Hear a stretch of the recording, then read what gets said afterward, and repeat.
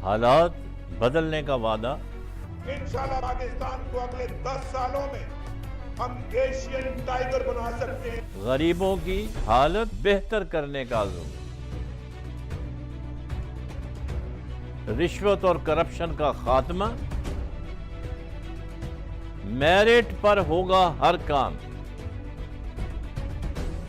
انصاف پر مبنی معاشرے کا قیام یہ ہے ہم سب کا خواب یقیناً بنے گا نیا پاکستان.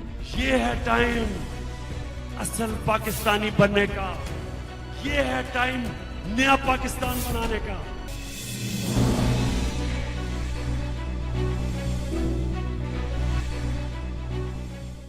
Welcome back. بریک پہ جانے سے پہلے صلاح الدین حیدر صاحب سے بات ہو رہی تھی. یہ جو اسٹیل مل کے حوالے سے بات ہو رہی تھی کہ رشیا نے کہا کہ ہم اس کو ہمیں دے دیں، ہم اس کو کر دیتے ہیں، تو زمین کا جھگڑا پڑ گیا.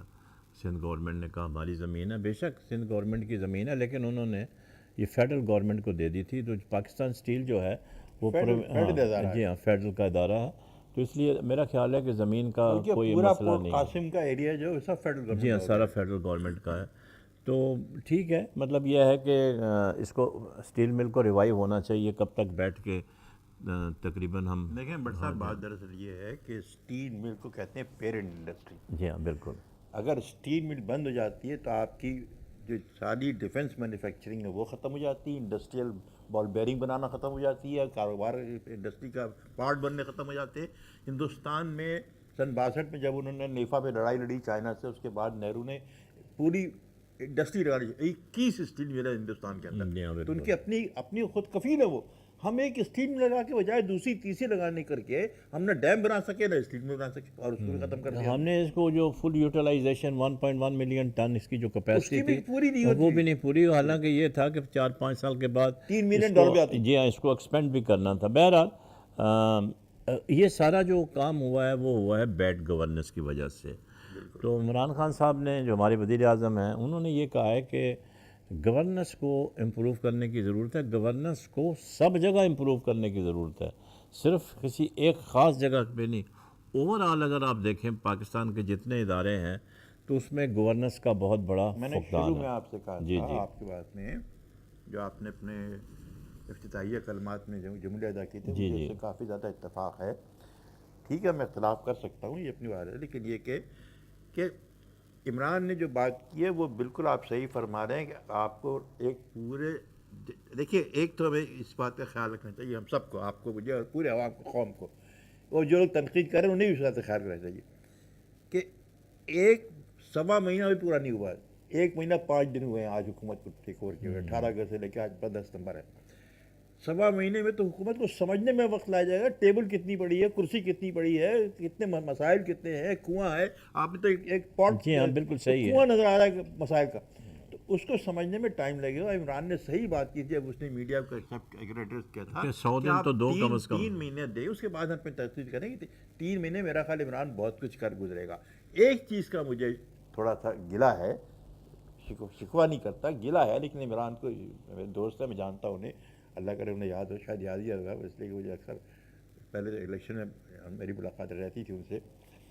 وہ یہ ہے کہ اس کو اپنی ٹیم کو صحیح کرے. وہ میرے خیال میں ان کی ٹیم اتنی ایکٹیو نظر نہیں ہے جتنی عمران چاہتا ہے، اور اس نے کہا تھا کہ میں روز مانیٹر کروں گا. وہ مانیٹرنگ ہونی چاہیے. یہ روز تو مانیٹر کرنا بڑا مشکل کام ہے. وہ ایک 14 گھنٹے کام کرنے، 16 گھنٹے میں خود کام کروں گا. جی بالکل عمران تو صبح شام 8 گھنٹے کی میٹنگ کی اس نے آئی ایس آئی سے اور جی ایچ کیو میں. جی ہاں بالکل صحیح ہے. تو اس نے آرمی کو سمجھا، اب بیوروکریسی کو سمجھ رہا ہے. تو اس کو ایک اس کے ذہن میں ایک نقشہ آیا ہوگا کہ وہ میٹنگ تو اصل میں ہوتی ہے چھوٹی سی ہوتی ہے. پہلے بھی جتنے وزیر اعظم آئے ہیں وہ سب آئی ایس آئی بھی گئے ہیں، جی ایچ کیو بھی گئے ہیں، لیکن انہوں نے کوئی کوشچن آنسر جی ہاں نہیں، وہ مطلب ایک قسم کی کٹسی کال رہی. دیکھیں اب آپ جب سوال پوچھنا شروع کر دیتے ہیں تو پھر آپ کو اس کا جواب دینا پڑتا ہے. تو میرا خیال ہے کہ عمران خان صاحب نے جو اپنے سارے ان کے جو ڈاؤٹس تھے اپنے وہ انہوں نے دور کیے ہیں اور سوال پہ سوال پوچھتے رہے. ایک اور چیز اگر آپ غور کریں تو آرمی نے جتنی وقت عمران کو دی ہے شاید ہی کسی اور وزیر اعظم کو دی ہوگی. نہیں تو نہیں یہ تھوڑا آپ نے بڑا وہ خطرناک جملہ کہا، لیکن بات یہ ہے، میں مثال دیتا ہوں نہیں اس کی وجہ، راحیل شریف آرمی چیف تھے، جی جی بالکل، جی ایچ کیو میں نواز شریف گئے، پورے کور کمانڈر سارے پرنسپل میجر آفیسرز موجود تھے، دونوں نے کوئی شیئرنگ کی ٹیبل پہ بیٹھ کر، لیکن جنرل قمر باجوہ نے ان کو کرسی صدارت دے دیا، آئی کی میٹنگ میں بھی، جی ایچ کی میٹنگ میں خود افسر۔ اس میں آپ کیا سمجھتے ہیں کون ہے قصوروار؟ قصوروار نہیں ہے عمران، وزیر اعظم کا سویلین سپریمیسی کا آرمی نے لحاظ کیا۔ نہیں آپ دیکھیں نا، لحاظ نہیں کرنا ہے، دیکھیں ہم ذرا سبجیکٹ سے ہٹ جائیں گے۔ اصولی طور پر پرائم منسٹر انڈیویجول کوئی نہیں ہوتا ہے، ایک سیٹ کا نام ہے، ٹھیک ہے، کہ ملک کا وزیر اعظم ہوتا ہے، کوئی بھی ہو سکتا ہے نا، منصب ہے نا، کوئی بھی ہو سکتا ہے۔ تو میرے خیال میں اگر سابق آرمی چیف نے وہ رسپیکٹ نہیں دی جو کہ عمران خان کو دی گئی ہے، تو نواز شریف کا قصور ہے؟ تو نہیں، نواز شریف کا قصور نہیں ہے، ہاں ان کا بھی قصور ہے کہ انہوں نے اس چیز کا نوٹس کیوں نہیں لیا، ٹھیک ہے، نمبر 1، اور نہیں اپنے آپ کو نمبر 2 تو اس کا بلیم تھوڑا جو سابق آرمی چیف ہے ان کے اوپر بھی جاتا ہے۔ لیٹ اس بی ویری خبر باجوہ کو پھر خراج تحسین دینا چاہیے، بالکل دینا چاہیے، بالکل آپ نے وزیر اعظم کے منصب کو سیویلین سپریمیسی کو ترجیح دی، جیسا آپ میٹنگ کو جائے کریں، کرسی صدارت ان کو دے دی، آئی سی میں۔ ویسے بھی میں آپ کو بتاؤں اصولی طور پر 2 آدمی ہیڈ ٹیبل پہ کبھی بھی نہیں بیٹھتے، کوئی دنیا کا کوئی دستور ہی نہیں ہے نا۔ لیکن اگر آپ خود ہی جیسے آپ نے کہا کہ وہ بیٹھنے کو تیار ہو گئے تو پھر ٹھیک ہے، وہ کہہ دیتے کہ بھئی آپ ذرا ادھر تشریف رکھیں، اور حکومت اس کے بعد فواد چودھری نے اسٹیٹمنٹ دیا جو ان کو نہیں کہنا چاہیے تھا، لیکن کہا انہوں نے، وزیر اطلاعات جو تھے ہمارے، کہ سول سپریمیسی آرمی بھی حکومت کا ایک حصہ اور وزیر اعظم کے تحت کام کر رہا ہے۔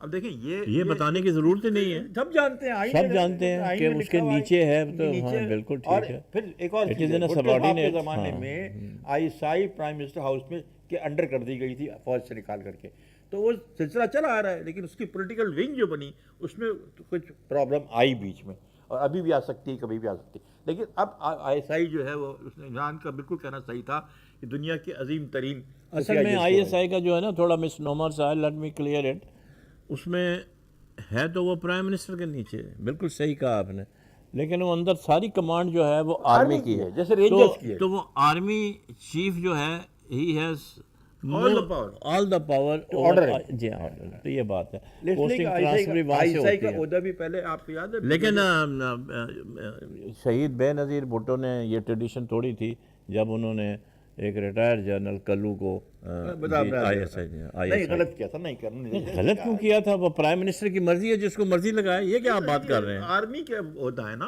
اب بھٹو صاحب آرمی کا عہدے کی بات نہیں ہے، سنیے بھٹو صاحب نے آئی ایس آئی کا عہدہ آرمی کے تحت ہوتا تھا، آرمی چیف، بلکہ 1977 سے پہلے کمانڈر ان چیف کہلاتا تھا، اب چیف آف اسٹاف کہتے ہیں، وہ خیر اصطلاح بدل دی گئی، جیسے سی ایس پی کہلاتے تھے۔ نہیں وہ اس کا بھی بیک گراؤنڈ تھا کہ جو آرمی 4 اسٹار جنرل ہوتا تھا اور نیوی اور ایئر فورس 3 اسٹار جنرل ہوتے تھے، تو انہوں نے بھٹو صاحب نے یہ ڈسپیرٹی ختم کی، اور انہوں نے کمانڈر ان چیف، انہوں نے کہا یہ کلونیل نام ہے، نور خان جو لیفٹیننٹ جنرل تھے، کلونیل وہ ہے، جو کمانڈر ان چیف ہے وہ انگریزوں کا وہ ہے، تو they will be all chief of army staff, chief of air staff اور چیف آف نیول اسٹاف، اور ان تینوں کے رینک جو ہیں وہ برابر ہوں گے۔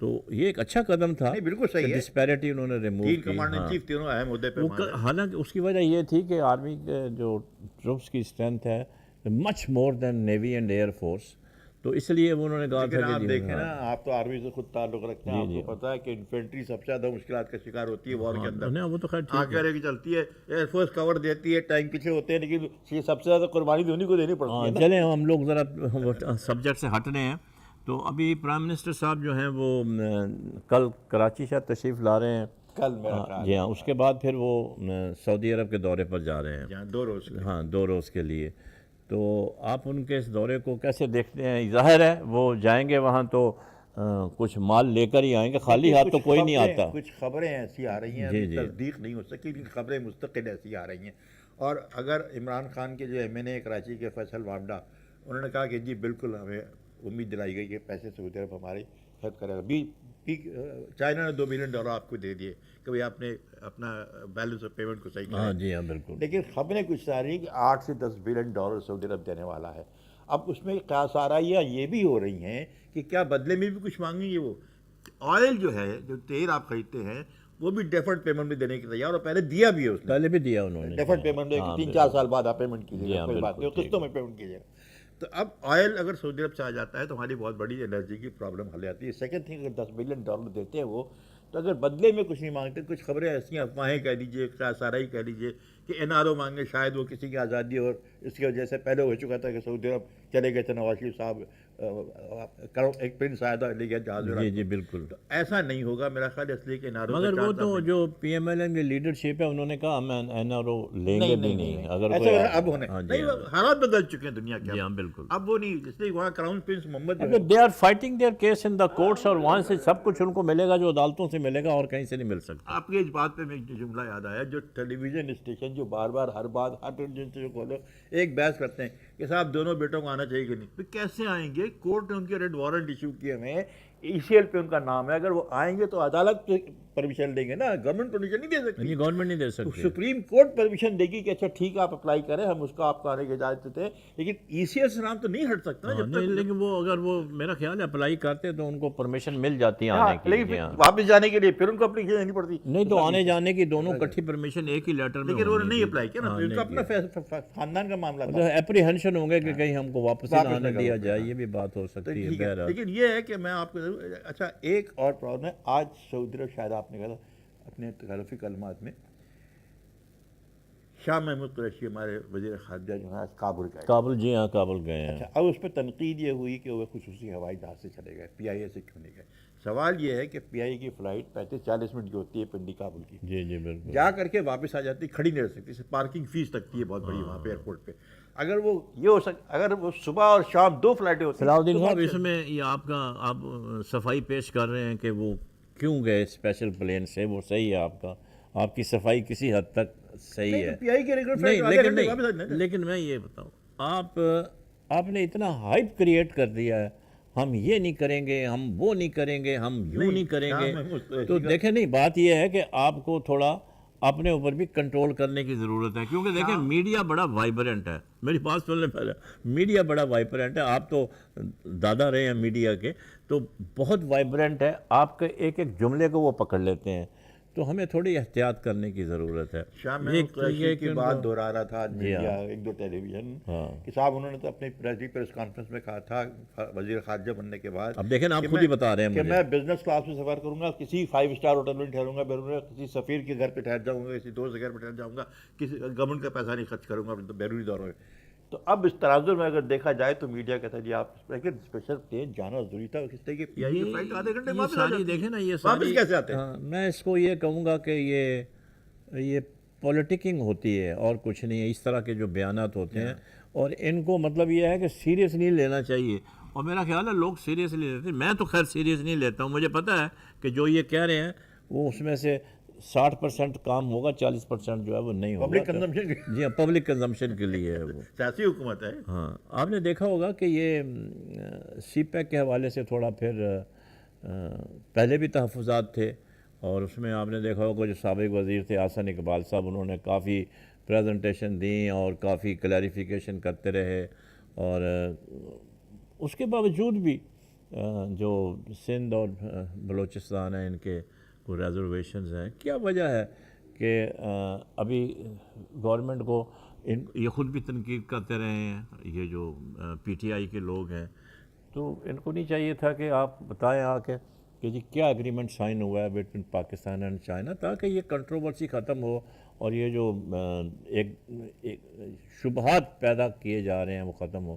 دیکھیں چائنا آپ کا ٹائم ٹیسٹڈ فرینڈ ہے، وہ $65 بلین کی وہ سرمایہ کاری کر رہا ہے. اس میں صرف یہ جو دیکھنے کی بات ہے وہ یہ ہے کہ ہمارے جو اپنے انڈسٹریلسٹ ہیں نا، ان کے کچھ کنسرنز جو ہیں وہ اٹینڈ نہیں ہوئے ہیں، کیونکہ ان کو آن بورڈ نہیں لیا گیا تھا. نا بات یہ کہ جب اس کا ریویو کیا گیا CPEC کا، تو ہمارے جو کامرس منسٹر صاحب ہیں رضا داؤد صاحب، مشیر، جی بالکل، انہوں نے فائنینشیل ٹائم انٹرویو دیا تھا، ان کا سیاق و سباق سے حوالے کوٹ کیا تھا، اس پہ ایک بحث چلی ہے.